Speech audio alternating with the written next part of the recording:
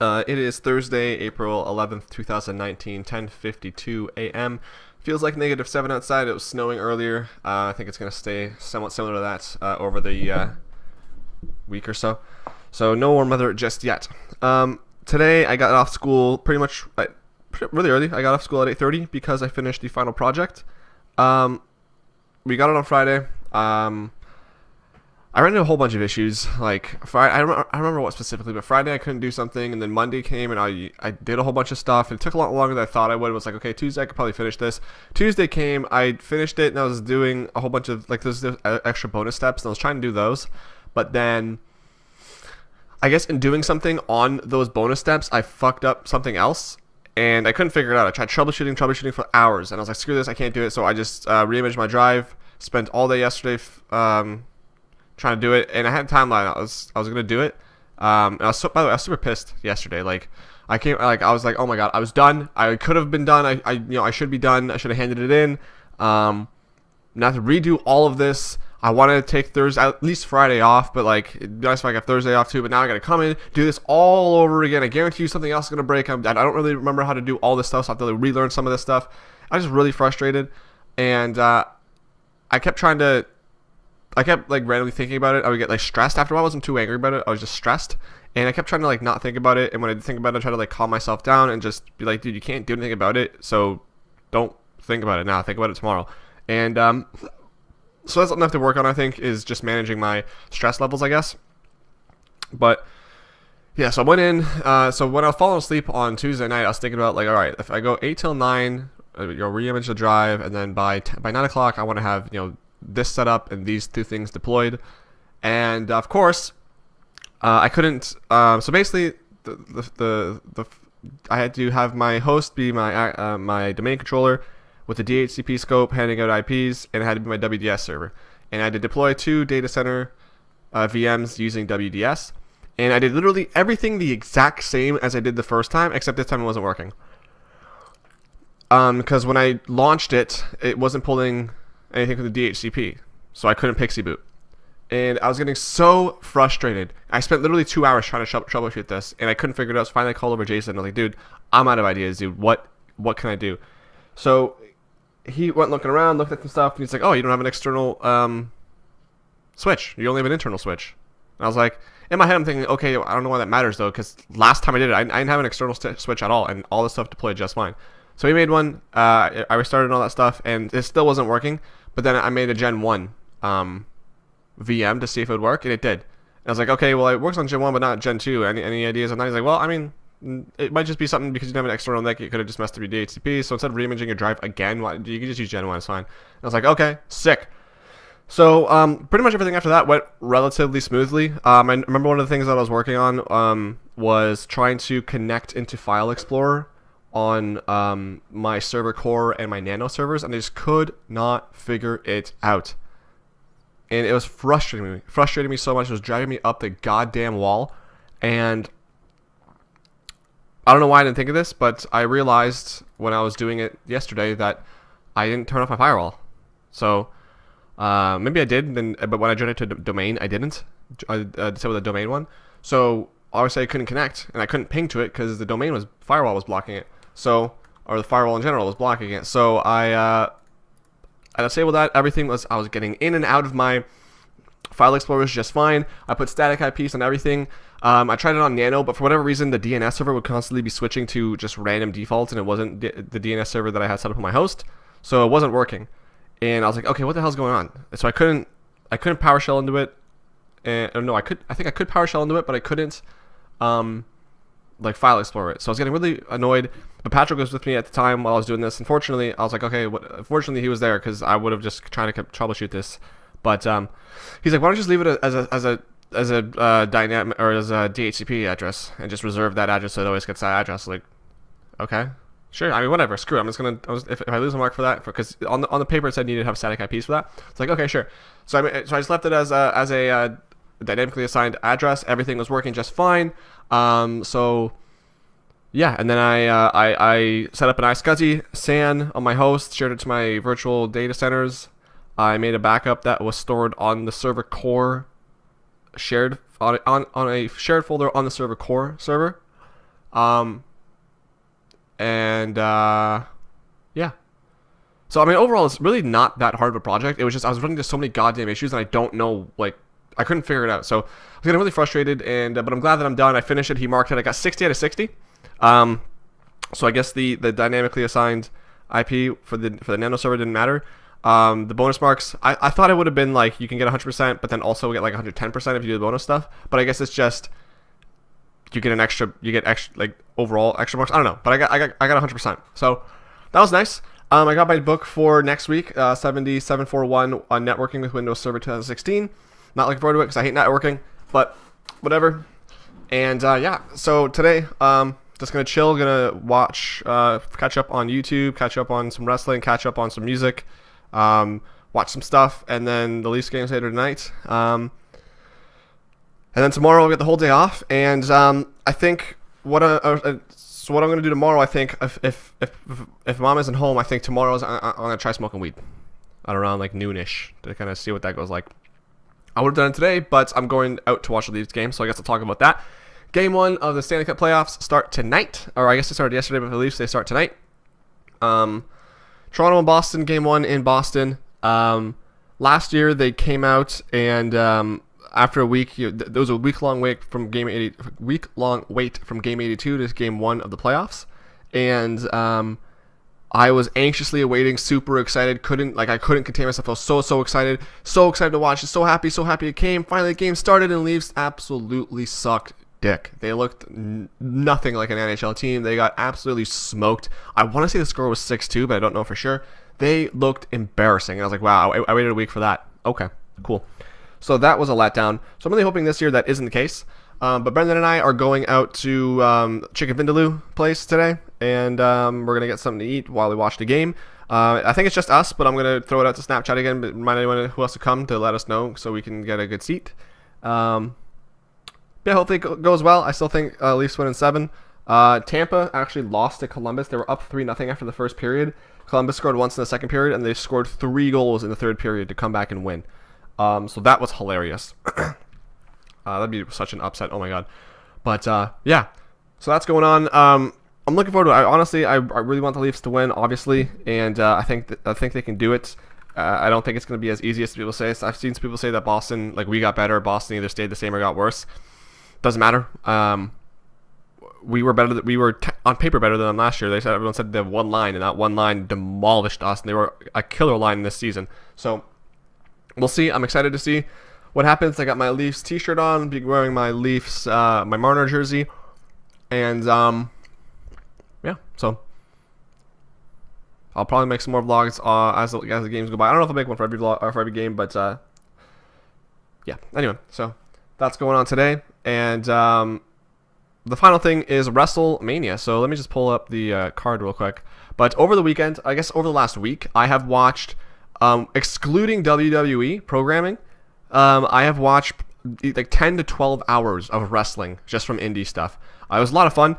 I don't know, I'm really liking it. I'm really liking just knowing kind of what's going on in the indies and knowing wrestlers and seeing really good matches in some cases that I wouldn't have seen otherwise. And it's just nice being able to have opinions on stuff that isn't just WWE. So that was really cool. But yeah, 10 and 12 hours-ish, something like that, which was a lot. And then you include WWE programming, and it comes out to over a day. Like, if you include Raw, SmackDown, NXT, and 205 Live this week, it's going to come up to over 24 hours. I think it's going to be like 27 or something like that. So absolutely bananas. But let's talk about WrestleMania. So WrestleMania started at 5, ended at 12:30, 7.5 hours. Is that right? Yes. So long. The pre-show started at 5. I think the show started at 7. Unreal. Unnecessary. Very unnecessary. A lot of people, everyone's saying that the show was too long. They're saying that they either should shorten it or switch it over to a 2-day event where it's Saturday and Sunday. I would rather they just shorten it because I personally wouldn't really like a 2-day event. But yeah, so Friday night was NXT TakeOver. So I watched that on Saturday. It was okay. I don't think there's anything special. The match that I liked the most was Matt Riddle versus Velveteen Dream. I think Matt Riddle is awesome. I think he's going to be a superstar. He looks cool. He has a good personality and really good wrestler. So Yeah, hopefully it works out for him. That was probably my favorite match. I think one thing I wish for Matt Riddle is he would put on some shoes, because I was watching photo shoot with Rusev and he was saying how he used to not wear shoes, and then he fell out of the ring sometime and he fell awkwardly on his foot, and had he been wearing shoes it would have been fine, but he like broke something or split something. I don't know. So hopefully he starts wearing shoes, but I don't know. I think Matt Riddle has been going without shoes since, well, he used to be a UFC fighter and then he did the Indies for a few years and now he's here, so we'll see. But anyway, so that was that. And then Sunday, I think, yeah, so because Saturday was the Hall of Fame, and then Sunday I watched it, I believe. Yeah, so Sunday I watched it, and it was decent. There was some funny moments. Bret Hart had he was going in with for the Hart Foundation, and he said a couple of things that really caught my ear, and I think are going to stay with me for a long time. The first one is that he realized over the years that not everyone is going to grow old with you, and that just was kind of sad, and kind of made me really appreciate that. Like, yeah, like I never really thought about it, but like people that are my age and I'm friends with, like they might die early, or I might die early. Like, who knows? But it brought me to like really appreciate all the people that I have in my life. So that was nice for him to say. And then the other thing that he said was that you never know what you never know what worst luck your bad luck saved you from. And I thought that was such a really good quote, because a lot of times, even myself, like for example, like the bad luck I had with the project, like who knows what worse luck I would have had I maybe the project isn't a good example, but like just kind of applying that into my own life, I think it's easy for me to kind of get stuck on what I perceive as bad luck, whereas it could actually be something that is in the long run a good thing for me, or unbeknownst to me, it could just be something that saved me from something that was a whole lot worse. So yeah, it's just kind of perspective. I think that's something, again, I know I talked about that. I talked about it in the therapy video, but perspective is huge for me, and that kind of rearranged my perspective a little bit. So I really appreciated that, and I'm glad that I heard that, because I think that I needed to hear that. So that was cool. He got attacked. Some fan ran in the stage and I guess just tackled him. He was fine. I think Maciek told me he went to the hospital or something like that, but he was out WrestleMania the next day. When they do the Hall of Fame, people on the stage. So he looked fine. But yeah, the guy jumped in, tackled him, and then Ronda Rousey's husband, who is an ex-UFC fighter, was like one of the first people in the ring. He almost got the guy before he got to Brett, and he beat the shit out of him. Dawson from Scott Dawson, I believe his name is, from the Revival. As the guy was getting carried away, he just clobbed him with a right, and the dude's knees buckled. But yeah, this dude's an idiot. So yeah, and I believe the story came out that he's getting charged for 2 counts of disorderly conduct and assault. And the reason he did it was because he was not happy that the women were main eventing it, or something about women's match. I don't know. But anyway, enough about him. Let's get on to the card. So I'm just going off the squared circle thing, so it's not going to be in order. But actually, yeah, okay. So it's at bottom up. Okay, so let's see. The women's battle royale. Carmella won. Whatever. It was a whatever match. One thing I absolutely hate, and they did this with the men's battle royal, which we'll talk about in a second. It wasn't really the same thing, but I hate it. And they've been doing this so often lately, where someone rolls out of the ring early on in the match, and then the match ends. There's one person left in the ring, and they're like, "Yay, I won!" And then someone comes back in the ring, throws them out, and they win. That's essentially what happened with Carmella. She rolled out of the ring. I don't even know when, but the last person in the ring was oh man, I don't remember, the one chick from the Riot Squad, who isn't Ruby and isn't the one who eats Jolly Ranchers. Forget her name, but she was the last one, and then Carmella came in, and then they fought for a bit, and Carmella won.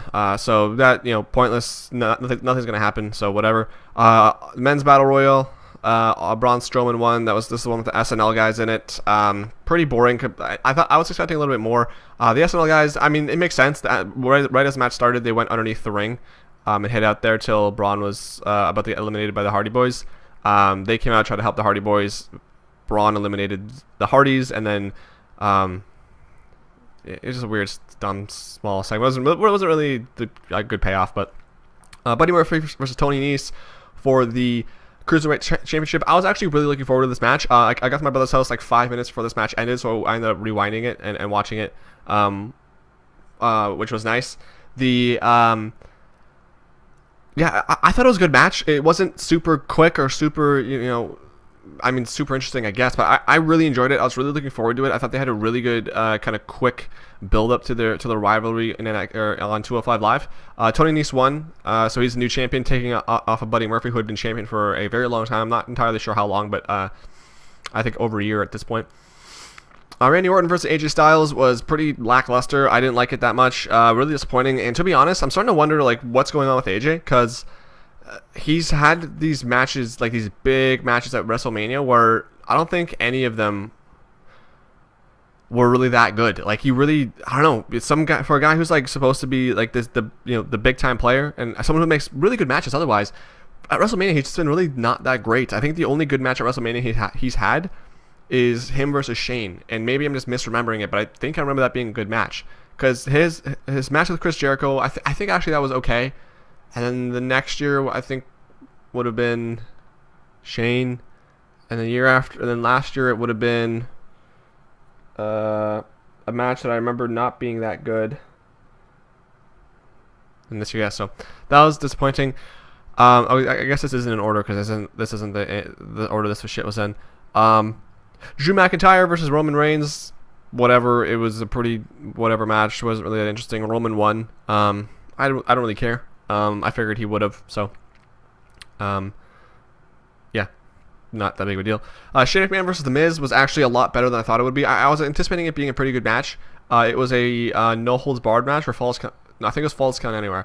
Yeah, it was pretty good. Shane pretty much didn't get that much offense in. Miz demolished him. Shane was working heel. Miz's dad came into the ring at one point trying to defend Miz, and Shane beat him up a bit.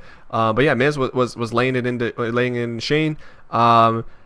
Shane takes the most ridiculous bumps. As they were going in the crowd, all of us that were watching were like, okay, let's, what can you climb this large object? No, I don't see any rungs on that. I don't think you can climb that. Oh, well, okay, there it is. There's the thing he's jumping off of, which I'll talk about in a second. But at one point he took a miss punch, and like it's like an uppercut, I guess, and he flew backwards, obviously on purpose, and he went over a rail and landed on top of a golf cart roof, on the roof of a golf cart. But I guess, I don't know if it was supposed to happen this way, but he landed like on the edge of it. So he landed, and then he like kind of bounced off and rolled off. So it could have been a lot worse, but that was really cool. And then they ended up going up to this little like hot, I don't even know how to explain it, but it was like a little thing, like a thing where a camera was, I guess, and it like went up, and they got on top of that, and Miz suplexed Shane off of that and into like this obviously padded little place. But the way they landed, Shane's hand was on Miz's chest, and Shane won the match. I thought that was a great finish. I think a lot of people agree with me. That was a great finish. So I really enjoyed that match. That was definitely a highlight of WrestleMania. Batista versus Triple H was a little slow. It was pretty gruesome at one point. What had happened was Triple H put a chair on top of Dave, and he sat like making so he couldn't escape, and he had pliers, and Dave had his nose ring on, and so Trips off, took the pliers and ripped out the nose ring. Obviously, I'm guessing the way it worked, because his nose was bleeding a little bit, so he must have had some sort of like, pushed it around a little bit or something like that. But they kind of covered it as it was happening, so obviously he probably didn't have the ball in, so he just kind of took it out. No problems. But no, that was definitely gruesome to watch. Even though I knew what was probably happening, it was still gruesome to watch. It reminded me of the whole Jeff Hardy thing with Randy Orton, where he put his fingers in Jeff's ear holes and twisted it. Overall, I didn't really mind the match. It wasn't great, but it was okay. It was definitely pretty brutal, and Triple H won at the end. So that was, and Batista the next day, I believe, retired officially from wrestling, and this was kind of always the match that he wanted. So happy he got that, and I thought it was good. Kurt Angle versus Baron Corbin. Baron won. Wasn't that great of a match. It was Kurt Angle's final match. I don't know if it's real, like if that's real or fake, but as far as I know, it is real. Kurt Angle's final match, so whatever. Usos versus Ricochet versus Aleister Black versus The Bar versus Shinsuke and Rusev for the titles. Usos won. I don't remember really much about this match except, I don't know. I don't remember anything actually, so I don't know if it was that good or bad. Revival versus Kurt Hawkins and Zack Ryder for the Raw championships. Kurt Hawkins going, I think it was a 269 match or 269 match losing streak is what I'm about to say, and he and Zack Ryder beat the Revival, and won Raw Tag Team titles, which I don't know. I don't like either team that much, and just the fact that like it wasn't really believable. I don't know. Just he was on this giant losing streak, and he finally gets a title shot and he wins. I don't know. It just wasn't that great. Zack Ryder doesn't really do much anymore, so I guess good for him. But yeah, it wasn't that great of a match. Boss and Hug Connection versus the Iconics versus Beth Phoenix and Natalya versus Nia Jax and Tamina for the women's tag team titles. The Iconics won, which surprised me because I wasn't expecting them to. I would have figured it would have either been Boss and Hug retain or Beth Phoenix and Natalya win. But yeah, Iconics won, which was interesting. I don't mind them. They can put on a decent match. This match itself, I don't remember really being that good. But they can put on a decent match. Their promos are kind of annoying because they're kind of screechy. But yeah, so there's that. Samoa Joe versus Rey Mysterio was absolutely pointless. Samoa Joe choked him out in like 30 seconds. Bobby Lashley versus Finn Balor was also pretty boring. Demon Balor, pretty much it was like a 2-minute match, I think. Balor won. All right, yeah, let's talk about champions now. So Brock Lesnar versus Seth Rollins was actually the opener for WrestleMania. Which was completely unexpected. Paul Heyman came out and was like, "Yeah, we don't have time to wait till the end of the thing. Like, we want to win this match and go to Vegas to do something." I don't know. So it started off WrestleMania and it was fantastic. Before the match, Seth got attacked by Lesnar while he was walking down the ring, and then he got put through a table, I think, and then the match started, and Seth pushed Brock into the referee. When the referee was out of the ring for a second, he low-blowed Lesnar, and then he gave him 3 curb stomps and won. Not a big fan of the finish, to be honest. I would have liked a little bit more offense. I think that other matches, like, for example, Daniel Bryan versus Brock Lesnar comes to mind. Bryan got a whole lot more in and still lost, whereas Seth, I mean, I guess the curb stomp is really that powerful, but I don't know. I didn't like the finish, but I'm happy Seth won, so that was cool. Ronda Rousey versus Charlotte versus Becky Lynch wasn't really that great of a match. It was the very last match, so pretty much everyone was like dead, both in the crowd and where we were watching. Like everyone was just like, "Oh my god, just end this match!" Like we want Becky to win. They were so tired, we just want to go to bed. So it wasn't that great of a match. It was kind of a wonky finish. Becky Lynch got Ronda Rousey in like a crucifix roll up and won. But Ronda's shoulders looked like she went to kick out, so I guess that was a story they were going for. But Ronda broke her hand in the match, so I don't know when we'll see her. But yeah, kind of a very, very lame main event. But the real main event for me in the match I was most looking forward to: Daniel Bryan versus Kofi Kingston for the WWE Championship. What a fantastic match. Props to Daniel Bryan for being a very good heel and knowing exactly how to make Kofi look like $1 million. And props to Kofi for being $1 million. Fantastic match. Numerous times I thought Kofi was going to win it or lose it, sorry. And the worst one was when Bryan got the running knee on him. And I was like, oh my God, it's over. Like, not a lot of people kicked out of that, and Kofi did. And yeah, the finale for the match was awesome. Kofi did Bryan's thing where he grabs their arms and he stomps on their faces. So Kofi did that while Woods was outside of the ring screaming at him to give him what he deserves. And then after that, Bryan got up, got the Trouble in Paradise, and 1, 2, 3, Kofi Kingston is champion. I'm getting goosebumps now talking about it. It was such a feel-good moment and so amazing. Kofi deserves it. Everyone wanted Kofi to win. The first black champion in WWE. And it's just such a meaningful moment. It was so good. I mean, literally the second he won, Woods and Big E got into the ring, and they were Big E was like all smiles, but Woods was just bawling. He was crying his eyes out. And then they revealed, so they brought out the so they had like a new championship for Kofi because they didn't want him raising the hemp belt that Bryan had used. So they unveiled it, and before they did, Woods was kind of, he started crying even more, and he unveiled the belt, like, yes, this is it, and he gave it to Kofi, and it was just, oh, so good. And Kofi's family came into the ring and celebrated with him. It was cool. It was so cool. So happy to see that. And I watched the video on Twitter of kind of, it was like a compilation video of the world reacting to Kofi's win, and yeah, it was great. You could tell how much this means to a lot of people, especially especially black people. Like, for them, it means a whole lot because there's representation now for them in wrestling, and it's just nice to see that, and just seeing the emotion from people, black or white or whatever. It was just touching. It was awesome. So that was really cool.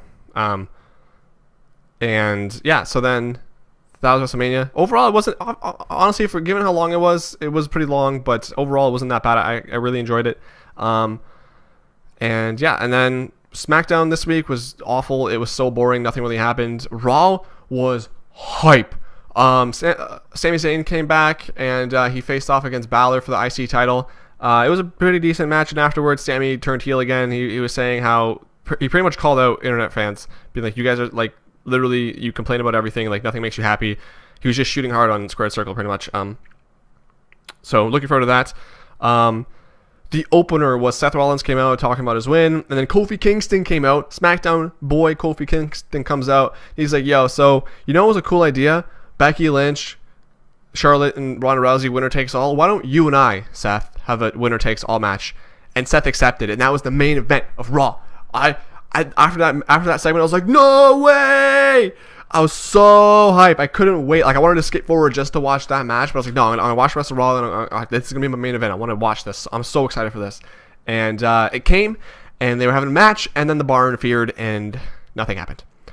So myself and pretty much everyone were like, what the fuck? So they're probably gonna save that for Money in the Bank, I would imagine, this next pay-per-view. It'd be sweet if they somehow drag that out to SummerSlam, because I'm going, so that would be hype. But yeah, hope Kofi wins. I mean, it sucks. I want Kofi and Seth to be champion, but I want Kofi to be champion more right now. So if it has to happen, I'd rather have Kofi win it. But yeah, that was it. Long ass vlog today, going over everything. But yeah, that's what's going on. Go Leafs, go. Let's go. I'm gonna watch some wrestling and all that other crap. And yeah, see ya.